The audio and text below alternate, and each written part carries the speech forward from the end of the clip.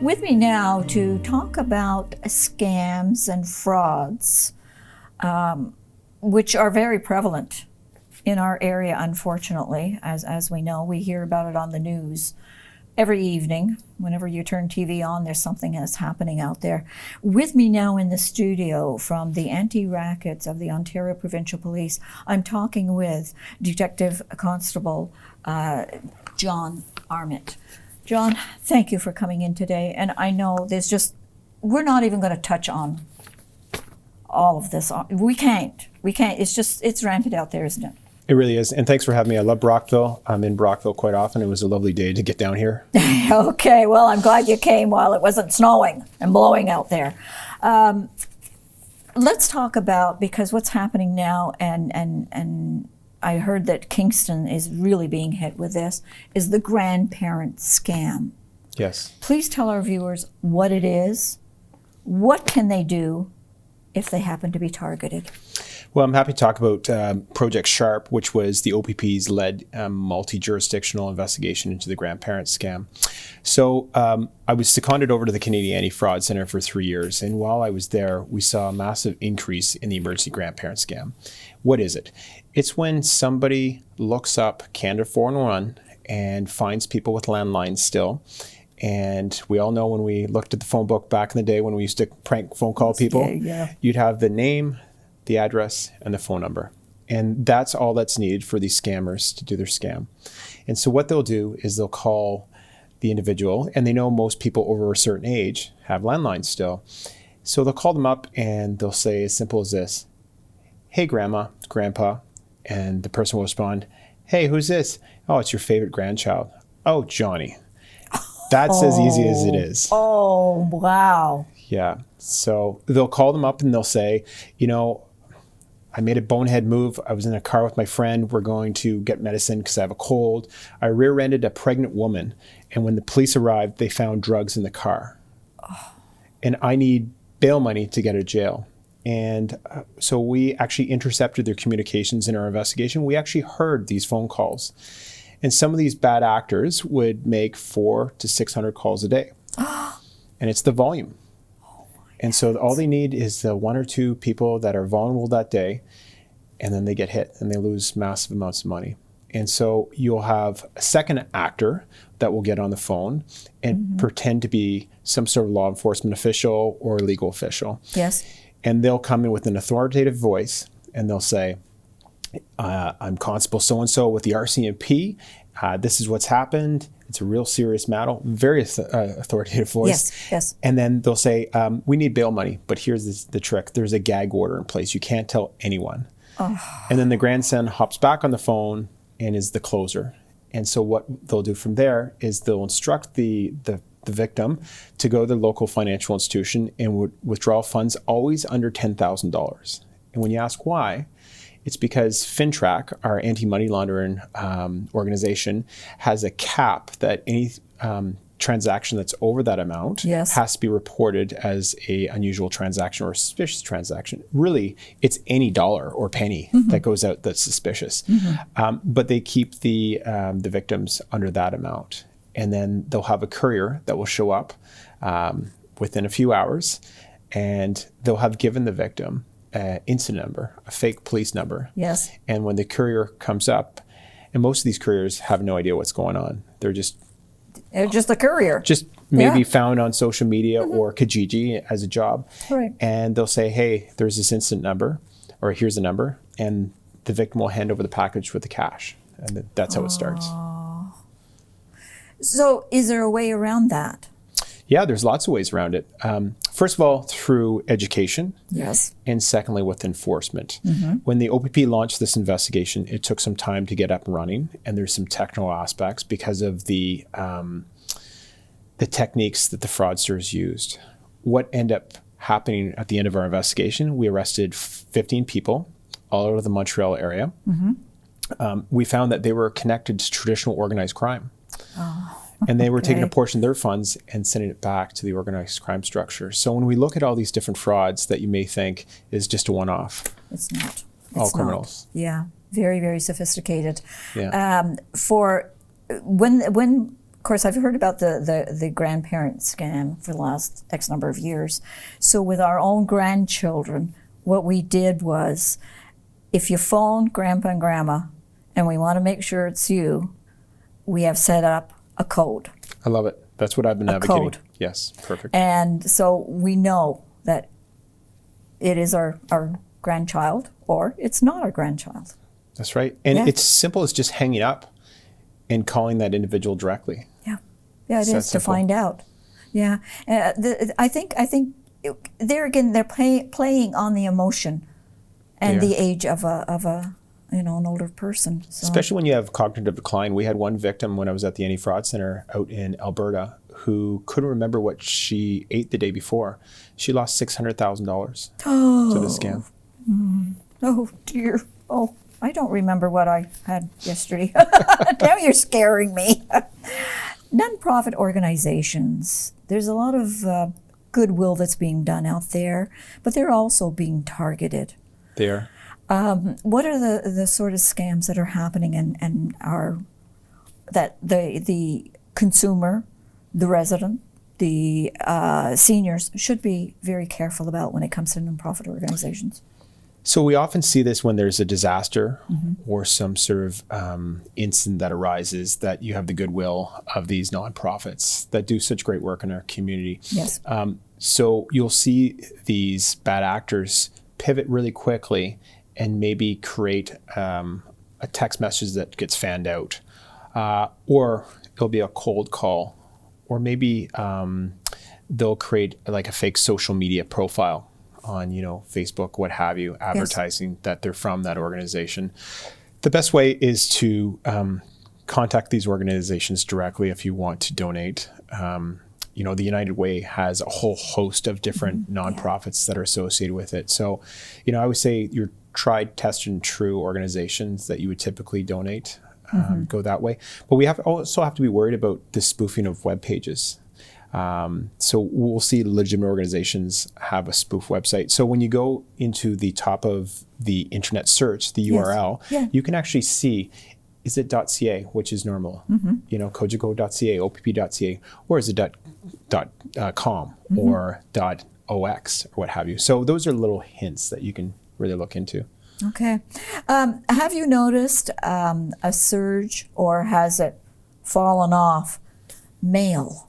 We used to receive a lot of scams via the mail, either from the bank, supposedly, or from Revenue Canada, things like that. Has that fallen off somewhat with the technology in there? It has, but it's still out there. So we work really closely with Canada Post, who also owns Purelator. Most people didn't know that.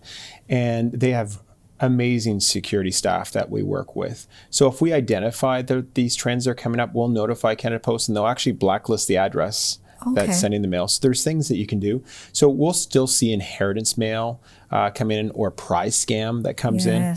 Again, you look at people that have landlines and their information's out there, and isn't it great? You now have the name, the address, and you can send it in the mail. Oh, wow. Okay, so if someone is suspicious, if they get a suspicious call, what should they do? Just hang up? Well, I always say, are you expecting this call? Is it unsolicited? That's the biggest flag. I have the WhatsApp, and it's someone named Kathy that came up. I don't know any Kathys. Hey, how are you doing? And so it's what they call phishing. They're phishing for you to start that communication. So if you think it's spam or it's a phishing message, you can block that, or you can report to your telecommunications company. If it's a phone call, it's okay to hang up. We're so nice as Canadians. Yeah, we're too nice. We really are. Yeah. So just hang up. But some people like to bait these That's bad not actors good. and play with them. There's That's something, not if you go into YouTube and type in AI Granny, it's pretty fascinating. It's pretty funny to, waste their time so they can't victimize somebody else. But yet you can accidentally give out information that you don't intend to, correct? You can. So my advice is just hang up. Just hang up, yeah. Yeah, some people like to play cat and mouse, and your time's worth more than that. It is. Yeah. Okay, let's talk about Eastern Ontario, for example. What is the most prevalent scam or fraud that's happening right now? What should we be careful of? It's interesting because I speak with different media organizations around the province, and it's really virtually identical throughout the province, and it's based on population. Okay. So these bad actors are going to target anyone and everyone. So the top 10 frauds that we typically see, the first one is investment, and that's more crypto investment frauds. That, when we look at the stats from the Canadian Anti-Fraud Centre, they reported, I believe it was 642 was the updated number that we have, 42 million in reported losses. And that's estimated to be between 5 and 10% of actual reports. So you can just do the math and find out how much larger it is. So these crypto investment frauds we're seeing people being hit all over across Eastern Ontario on that. And that's where people, maybe they're on a fixed income, maybe they want to start looking at other technology to invest in, and so they're jumping in the crypto scam. And you'll see for as little as $250, that should be the flag.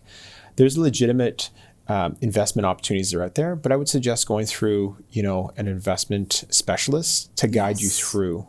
And the Ontario Securities Commission has a great website to walk you through how to invest in crypto. I would suggest people do the research there. So that's the first one. The second one we tend to see is these phishing scams. And these phishing scams you're going to get a text message or maybe a voice message. You may have received them where someone comes in speaking Mandarin or press 1 to speak English. We had a woman just in Kempville. It was the first time I've ever had a fraud in progress. And it was one of these service scams where it was a robotic voice, a female voice, saying that your SIN card has been compromised, press 1. And this poor victim was driven around in a taxi cab, and it was a taxi driver that reported it to us. So good work on our taxi folks up there. They don't get enough recognition for spotting stuff. They're almost like the second set of eyes for the police. And so she took $70,000 out of her bank from different banks in Canada, in the surrounding area. And then she went to Bayshore and she went to a Bitcoin ATM machine and she put her money into the cryptocurrency machine. And the suspect had given her a QR code, one of those square codes that you use. You just scan that up to the ATM machine. It opens up the bad actor's wallet, shove the money in, off it went. It turned out we worked with Homeland Security on that investigation. It was found that was one of many victims worldwide that were sending hundreds of millions of dollars around the world. So it's that easy. Just amazing. So when we talk about how localized it is, it's really globalized, organized criminals that are targeting people anywhere and everywhere.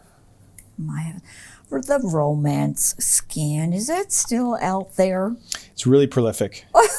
Jeepers. It's really interesting because I just did a media release and did a lot of media on that before Valentine's Day. We use that theme to bring that attention, but really romance fraud is every single day. We had a victim that contacted me. She lived in Northern Ontario, and she said Jim Carrey reached out to her through Facebook. Became a friend. All right, And said, there was sort of flirting going on, and she said, I'm happily married and what have you, but she was a patriarch in her community. So she thought maybe it was a good idea to have Jim Carrey come and perform. Well, this Jim Carrey put her over to his manager and said he need cryptocurrency to pay for fuel for him to fly up. So you can see where this goes. Now, when we get back to romance fraud is the highest loss for the lowest amount of victims reported to the Canadian Anti-Fraud Centre. Why? It's just they play on people's love and emotion. And when people say, well, how can you be silly to give up that kind of money? That's not the way the bad actors play. They'll start to profess their love really quickly. And then from there, there's always some sort of emergency. And these people always have these glamorous jobs or interesting jobs traveling around the world. We had a woman in Merrickville, retired. She received a friend request on Facebook. And I'm not bashing Facebook, but any sort of social media profile, they'll try and reach out to.